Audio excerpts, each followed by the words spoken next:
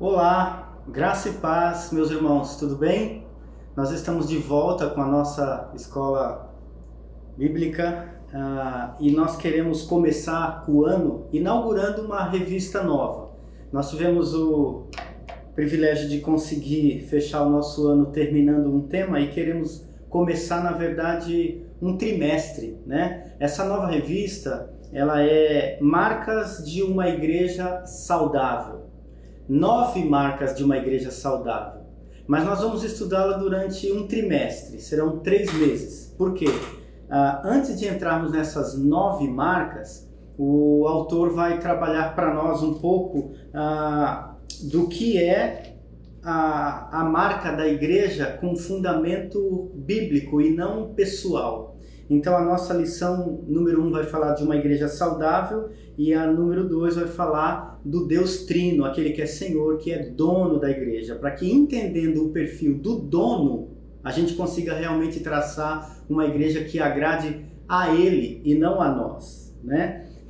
O pastor Vinícius Musselman, ele na verdade editou e trabalhou em cima do livro do autor Mark Dever e ele trabalhou para nós essa lição numa parceria com a nossa editora Cristã Evangélica.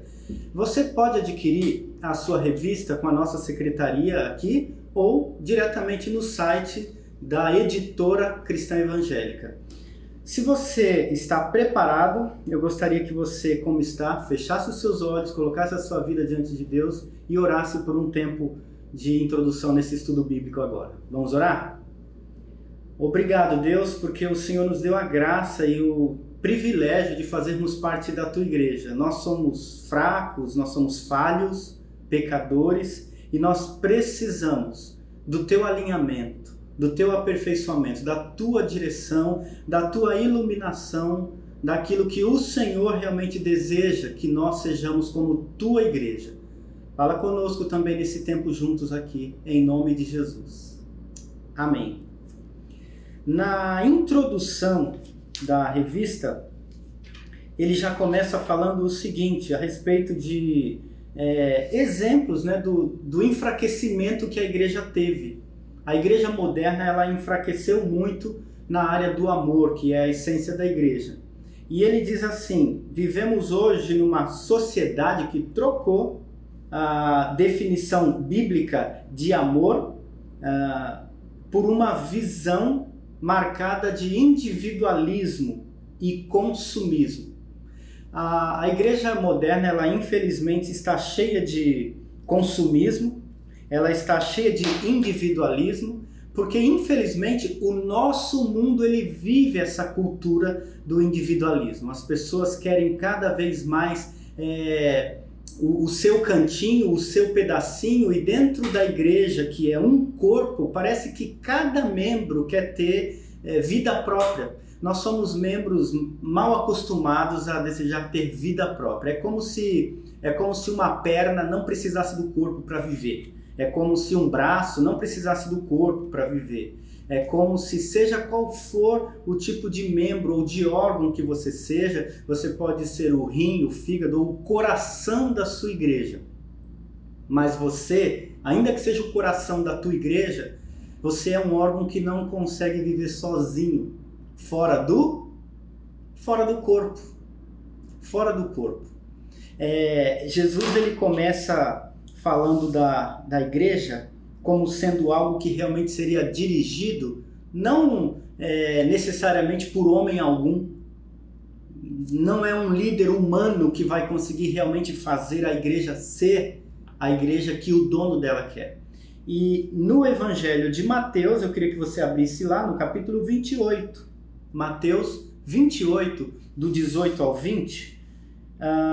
Diz assim, Mateus 28, do 18 ao 20, isso é quando Jesus já estava praticamente acabando com a sua jornada na terra, né, com a razão pela qual ele havia sido enviado, né, morrer pela humanidade. E no finalzinho já ele fala o seguinte, Mateus 28, do 18 ao 20. Jesus, aproximando-se, falou-lhes dizendo: toda a autoridade me foi dada no céu e na terra. Ide, portanto, e fazei discípulos de todas as nações, batizando-os em nome do Pai, do Filho e do Espírito Santo, ensinando-os a guardar todas as coisas que vos tenho ordenado, e eis que estou convosco todos os dias, até a consumação do século. Uma das coisas que eu destaco aqui é essa verdade de que nós fomos chamados por Jesus, batizados em nome do Pai, do Filho e do Espírito Santo, ensinando a guardar todas as coisas que eu vos tenho ordenado. A igreja não é um local de opção, é de ordenação. Ela é um local de ordem e não é uma ordem humana, é uma ordem do dono que fundou a igreja com essa essência. E infelizmente a gente vive, como eu falei no começo, uma era assim de muito individualismo, muito achismo, muitos blocos, né? E o partidarismo, ele vem criando esse individualismo com herança da nossa cultura. O mundo moderno, ele é totalmente individualista e separatista, cada um tem o seu quadrado, e já é até uma filosofia bastante conhecida, né? Cada um no seu quadrado, não é? E infelizmente nós percebemos que as igrejas do planeta sofrem com a influência da cultura do planeta. O planeta é o mundo do isolamento, do individualismo, e ainda para ficar bonito, o mundo criou um nome chamado privacidade. Porque quando a gente fala do respeito à privacidade, fica mais bonito. Fica mais bonito. E nós, de fato, criamos uma igreja, aliás, infelizmente, né, a influência da sociedade tem trazido para dentro da igreja uma igreja onde Jesus já não pode muito mais dar ordens, ele não pode muito mais falar, porque nós temos a nossa privacidade, o nosso idealismo próprio, e cada um com a sua ideia, né? Ele fala também lá no Evangelho de Mateus, se você voltar algumas páginas aí, no capítulo 16. Abre lá, Mateus 16. Olha só. Mateus, capítulo 16, versículo 18. Mateus, capítulo 16, verso 18, ele fala assim: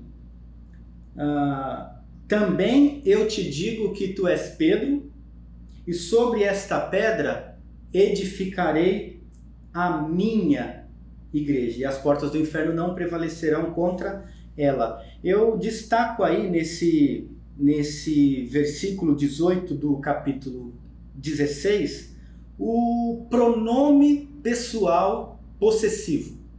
Se você estudou na gramática do português, você sabe que o meu, minha, teu, tua, né? Esse versículo ele vem alto e claro falando a respeito desse pronome pessoal possessivo, clareando para nós a quem realmente pertence à igreja, quem realmente é o dono da igreja. Na revista ainda, na página 5, aliás, página 6, lá no cabeçalhozinho, ele ainda fala assim, no ponto 1, finalzinho do ponto 1. E é justamente isso que os apóstolos fizeram. Quando lemos Atos, nós vemos que, de forma geral, os apóstolos não foram evangelizando pessoas e deixando dispersas, mas foram plantando igrejas e reunindo com os novos discípulos nessas comunidades. O início da igreja começou com os 12 apóstolos de Jesus, que saíram depois de Jesus da ascensão dele de volta para o céu. Eles deram sequência no trabalho e eles não foram levando a mensagem, soltando o povo. Foram soltando a mensagem e agregando o povo que recebia, que cria, que aceitava esta mensagem, começava a fazer parte do povo da igreja, né? E a vida em comunidade então surgiu dessa maneira. Isso era a igreja. E esse ato então de congregar não virou uma filosofia dos discípulos, virou uma obediência de um mandamento do dono da igreja. Abra a tua Bíblia também lá em Hebreus capítulo 10. Hebreus capítulo 10, no versículo 25. Hebreus capítulo 10, no versículo 25. Olha o que diz: não deixemos de congregar-nos, como é o costume de alguns. Por que ele fala não deixemos de congregar, como é o costume de alguns? Porque mesmo lá, já no início da formação da igreja, já estava sendo o costume de alguns escolher se congregaria ou não. Então aqui o autor de Hebreus está dizendo, na verdade, não tem como a gente escolher se a gente congregaria ou não. Não tem muito como a gente escolher se a gente realmente vai ser parte de uma igreja apenas no âmbito espiritual, mas eu não faço parte de uma igreja no âmbito pessoal, físico, concreto, estrutural, de um corpo, de um grupo de pessoas na Terra. Eu não tenho como dizer que eu faço parte da Igreja de Cristo no individualismo da fé do Everson, no meu Jesus, e é comigo e com ele lá no céu. Eu não vou poder dizer que faço parte da igreja. Nós vamos ver mais tarde, inclusive, que é dessa igreja da terra que ele reúne e forma a igreja do céu. Isso é mais interessante ainda. Já temos aí pouco mais de 10 minutos de caminhada. A gente fecha o primeiro ponto e eu queria entrar no segundo agora, onde a gente vê o seguinte. Esse segundo ponto ele tem uma pergunta. O que é, então, uma igreja saudável? É bastante complexo de responder isso, não é? Não é tão fácil assim responder o que é uma igreja saudável, até mesmo porque a união de pessoas traz uma união de gostos, união de ideias. A união de pessoas traz uma união de sentimentos, de credos. Então, como é que vamos fazer com que toda essa reunião, com toda essa diferença, com toda essa divergência de ideia, gosto, pensamento, vire de fato um só corpo em Cristo? Porque eu gosto de algumas coisas, você gosta de outras. Você tem um estilo pessoal, um formato, um jeitão, eu tenho o meu, e os irmãos da sua igreja também terão os dele. Então, esse ponto 2, olha só como o autor começa dizendo o seguinte, no ponto 2 da revista. Se é importante, já que é importante, que o cristão viva unido numa igreja, nós precisamos então entender o que ela é e o que ela não é. Diversas rejeições da igreja se devem por auditórios que podem até ter placa de igreja, com a inscrição de igreja, porém são sinagogas de Satanás. É muito pesado isso, mas antes que a gente pense que é uma ideia do autor da revista, eu queria que você abrisse lá em Apocalipse, capítulo 3. Apocalipse, capítulo 3. Olha só, se você já achou aí, no capítulo 3 nós vamos ver o versículo... Apocalipse capítulo 3, versículo 9. Apocalipse 3, verso 9. Olha só. E eis que eu farei que alguns dos que são da sinagoga de Satanás, desses aí que a si mesmos se declaram judeus e não são, mas mentem, e eis que eu os farei vir e prostrar-se aos teus pés e conhecer que eu te amei. Então ele estava falando isso daqui para uma igreja. E ele estava falando, o capítulo 3 começa falando para a igreja de Sardes, né? Ele está falando para a igreja de Sardes, e aí no versículo 9 ele já está na igreja de Filadélfia. Nós vamos ver também que esse negócio de Sardes, Filadélfia, Esmirna, Tiatira, Laodiceia, não tinha nada a ver com teologias. Tinha a ver, sabe com o quê? Geografias. O que isso ensina para nós? Que no fundo, as igrejas não estavam se caracterizando lá por estilos filosóficos teológicos. As igrejas não estavam se caracterizando e fazendo as suas placas de acordo com as suas ênfases bíblicas. Nós percebemos que as igrejas de lá, então, as igrejas originais, né, do tempo em que a própria palavra estava sendo escrita, elas eram assim, olha, é a igreja lá da cidade de Sardes, Tiatira, Éfeso, Esmirna, Pérgamo, Tiatira, Laodiceia, Filadélfia, Éfeso, dos Gálatas, não é? Nós temos aqui, por exemplo, o nosso tema, nossa igreja é cristã evangélica da Praia Grande. A gente tenta pensar numa ideia da cidade. Mas você já percebeu que tem a igreja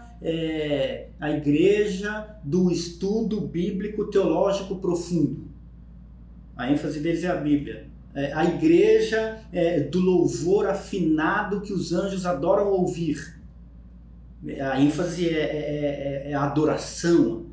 Tem Bíblia, mas a ênfase não é a Bíblia, a ênfase é a adoração. Ou tem adoração, mas a ênfase não é adorar, é estudar a palavra.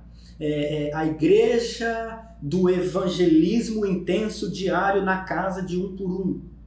Então, assim, nós pegamos tudo aquilo que é bom da Bíblia, evangelismo, louvor, adoração, palavra, e selecionamos aquilo que gostamos e construímos então a nossa igreja. Isso é um defeito da igreja moderna, né? Se personificar ou se personalizar e adotar um estilo, uma filosofia e querer ser aquilo, né? Ele fala então que é sinagoga de Satanás aqui no verso 9 do capítulo 3. Ainda na sua revista, ele cita Hebreus aí no capítulo 12, 22 e 23, onde trata de uma assembleia. E ele fala aqui de uma assembleia, porque o termo técnico da palavra assembleia é ajuntamento, é coletivo. Assembleia significa reunião, né? Então, nessa assembleia, nesse ajuntamento, Deus está ali trabalhando tudo que é da sua essência e não aquilo que é do gosto do Everson, do Marco, do Antônio, do João, da Maria, da Vanessa. Não é personificar e nem personalizar a igreja. Nós precisamos cada vez mais realmente divinizar, torná-la cada vez mais divina, cada vez mais repleta daquilo que realmente tem a ver com Deus, com aquilo que Deus realmente quer que aconteça. Olha lá Hebreus, que eu citei aí, capítulo 12, vamos ver o verso 22 e 23. Hebreus 12,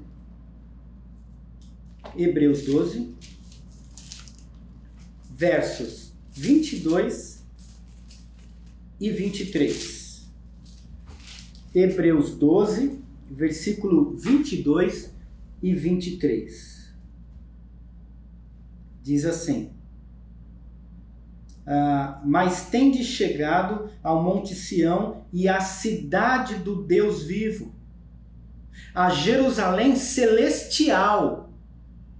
Não é da Praia Grande, não é de São Paulo, não é de Minas, não é de Goiás, não é do Amazonas, é celestial. A igreja vai ter que ser da terra um tempo, mas ela precisa se tornar, se preparar, conseguir ser a igreja, né, celestial.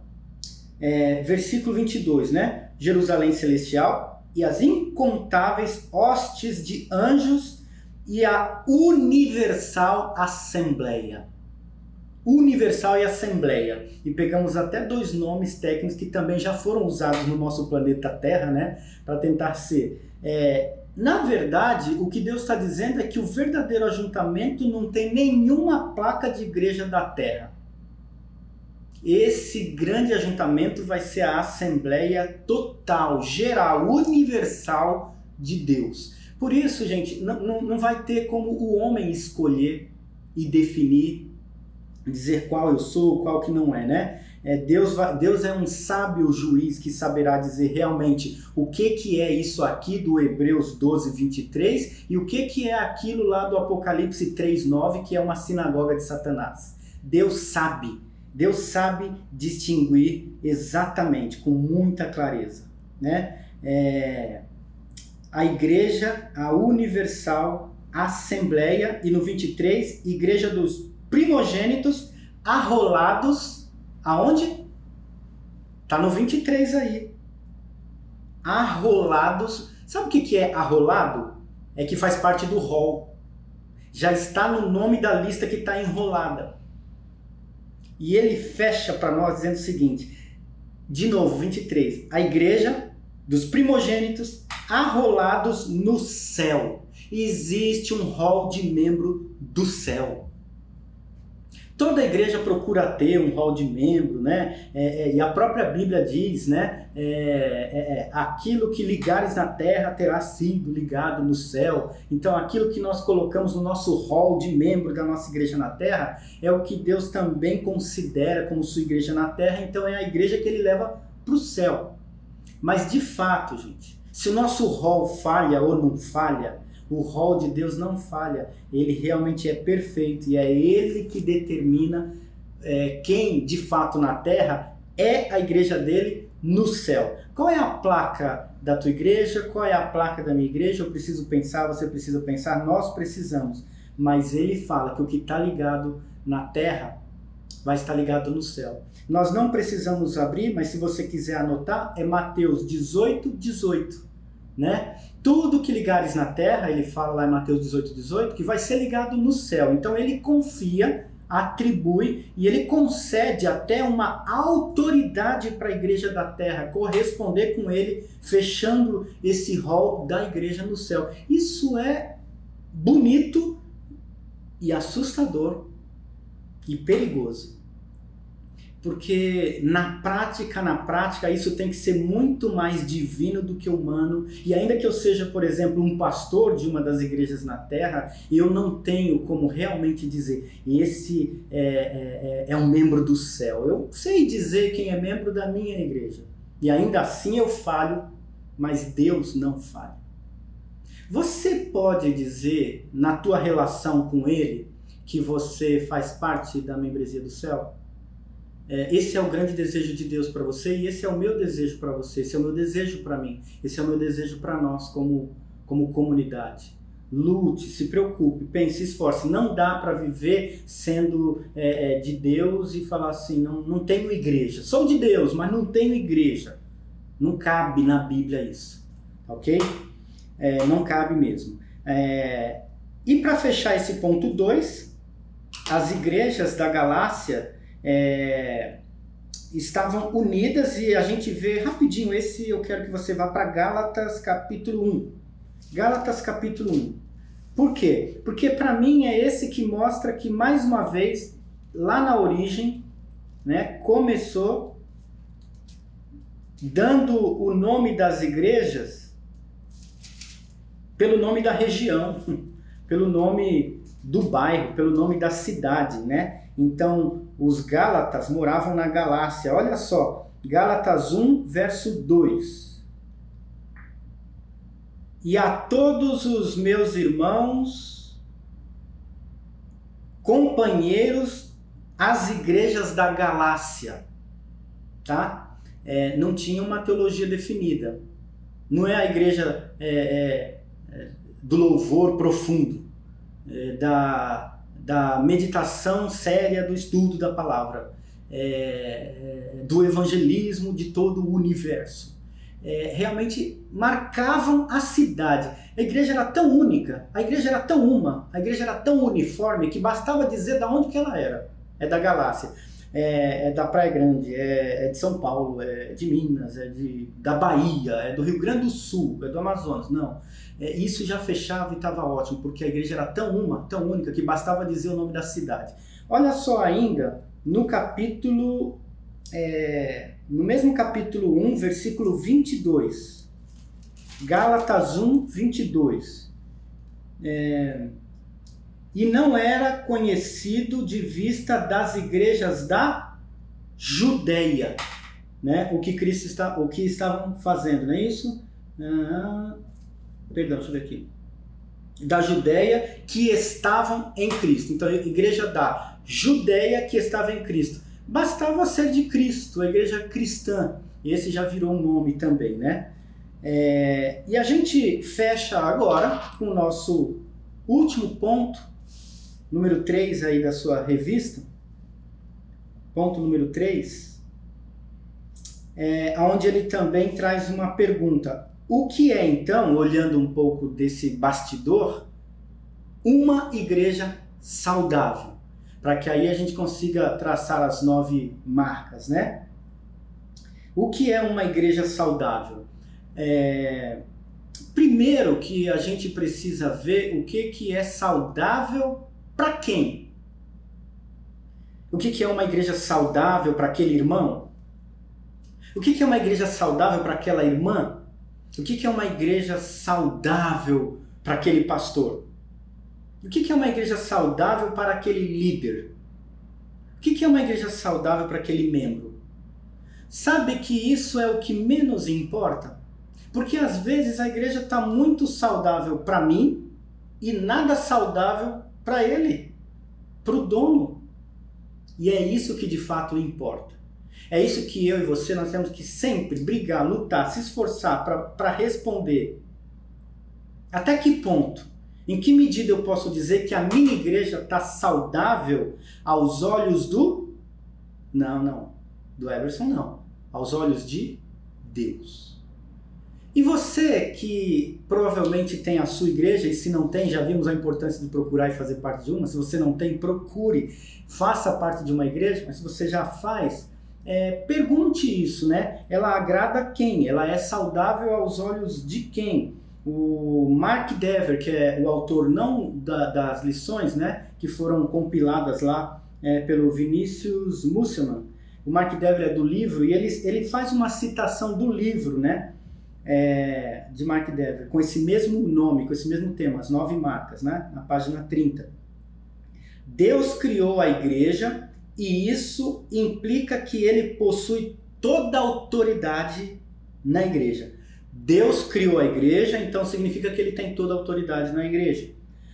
E Deus nos diz o que a igreja é e como ela deve funcionar.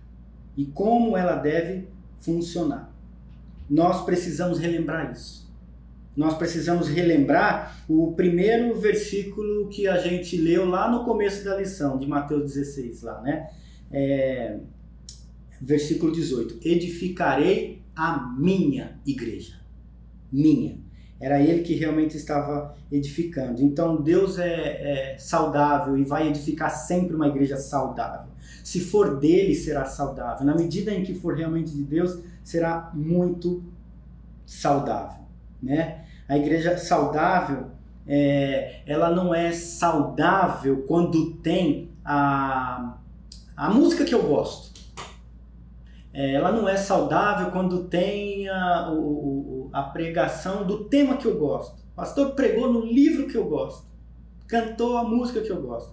Para mim, a igreja saudável é aquela que tem determinada atividade, determinada programação, determinado ministério. A igreja, para mim, ela é saudável quando acontece o culto no dia tal e no tal horário. Tem gente que define assim as coisas. Será que eu posso dizer que a minha igreja é saudável porque atende os meus gostos? Mas eu tenho a mesma paz de dizer que, graças a Deus, a minha igreja atende o gosto de Deus. Eu preciso me preocupar com isso. Eu tenho lutado para que a minha igreja seja cada vez mais uma igreja que eu gosto. Sim. Né? no calorão do litoral, vocês já sabem que eu tenho lutado até para a gente ter ar-condicionado um dia no nosso templo, né? Já está quase, mas pensa bem, então vai virar uma igreja saudável quando tiver o clima que eu gosto, será que é isso que determina o que é uma igreja saudável? Porque ela tem tudo que eu gosto, ela canta o que eu gosto, ela prega o que eu gosto, tem o evento que eu gosto, tem a atividade que eu gosto, tem o ministério que eu gosto. Pode ter, mas a grande preocupação nossa é saber se ela tem realmente aquilo que Deus gosta. Que Deus gosta. Nós só vamos poder dizer que a nossa igreja é de Deus, meus irmãos, quando ela tiver aquilo que Deus gosta. O que Deus gosta. Foi feita para Ele. Foi feita para Ele. E já concluindo, eu queria que a gente fechasse com dois textos bem rápidos, Atos 20, 28 e Efésios 5, 25. Atos 20, 28 e Efésios 5. Isso vai clarear bastante a gente também do mostrar que ele é o dono de fato da igreja, né? Atos 20, no verso 28, diz assim: atendam por vós, ou seja, atendei por vós, e por todo o rebanho sobre o qual o Espírito Santo vos constituiu bispos para pastoreardes, ou seja, então Deus vai constituir liderança, sim, vai. Então vai ter que ter homem, ser humano, gente. Vai ter que ter gente na frente, organizando, arrumando, tá? Trabalhando. Sim, vai. Bispos para pastoreardes, ou seja, um bispo é a ideia de que alguém vai estar no topo, né? Para pastoreardes a igreja de Deus. Sim. Tem muita organização humana que Deus já está fazendo e falando aqui. Bispo, pastorear, igreja de Deus. Mas olha só o finalzinho. A igreja de Deus, a qual Ele comprou com o seu próprio sangue. Então, gente, vai ter liderança, mas não pode ser do líder. Vai ter organização, mas não pode ser do organizador. Vai ter pastoreio, mas não pode ser do pastor. Vai ter ensino, mas não pode ser do professor. Vai ter música, mas não pode ser do cantor. Vai ter evangelismo, mas não pode ser do evangelista. É a igreja que ele comprou, gente. Tá comprado, tá pago, tetelestai. E olha só, tá pago não é com dinheiro, não. Ele comprou, o último versículo, o final do versículo fala com o quê? Com seu próprio sangue. Tem dono. Vamos respeitar. Vamos descobrir as ideias dele, o interesse dele, do que ele gosta e vamos procurar praticar. E por último, Efésios 5, né, 25. Efésios 5, 25, que ainda fala do relacionamento, do homem e da mulher, mas ele cita um exemplo de marido, e aí ele fala da igreja. Cadê? Efésios 5, 25. Efésios 5, 25. Maridos, amai a vossa mulher como também Cristo amou a igreja e a si mesmo se entregou por ela. É dele duplamente. Primeiro, porque ele comprou. E segundo, comprou com sangue, né? E segundo, porque se entregou por ela. É dele. É dele. É dele que é a igreja, é dele que deve ser a igreja. Que Deus abençoe você, para que você consiga fazer parte da igreja realmente celebrando o dono. Para que a gente não estrague a igreja igual a gente estragou os aniversários, né? Você já percebeu como a gente estragou os aniversários? Sabe por quê? O aniversário era sempre para valorizar o celebrante, o aniversariante, não é? Para que existia uma festa de aniversário? É para agradar a pessoa que está aniversariando. Mas você já percebeu que o aniversário é para agradar a gente, o convidado? Não é? A gente sai falando, não gostei do bolo, não gostei da cadeira, não gostei do brigadeiro. não gostei da bebida, do refrigerante, não gostei da música.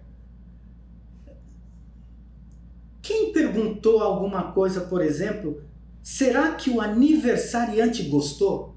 Será que ele ficou feliz com a festa? A gente nunca sai do aniversário preocupado se o aniversariante gostou. A gente sai comentando o que não gostou da festa. Que o meu culto, o seu culto, a minha vida de igreja, a tua vida, a nossa vida de igreja, não estrague a igreja de Deus dessa maneira, né? Que Deus realmente venha nos abençoar. Essa revista está muito rica, tem bastante coisa, né? E tem igreja onde o próprio dono da igreja está feliz, mas o membro não está. Às vezes a nossa igreja está do jeitinho de Deus. A igreja está agradando o dono, mas não está agradando a pessoa. Tem pessoa que é mais dono do que Jesus está feliz com a igreja, mas a pessoa está sempre reclamando. O local, o horário, a mensagem não presta, o pastor não presta, a liderança não presta, tal ministério não presta, a música não presta, não gostei disso, não gostei da cadeira. Puxa vida, tem igreja que está agradando até o dono e talvez não esteja agradando você. Será que você não está passando por cima do dono e querendo ser? Que Deus me livre disso, que Deus te livre disso, nos livre disso e faça realmente ser uma igreja saudável. Amém? Vamos orar. Obrigado, Deus, por sermos igreja. E pedimos em nome de Jesus que o Senhor aperfeiçoe, nos alinhe, para que ela seja cada vez mais uma igreja saudável. Em nome de Jesus. Amém. Deus abençoe.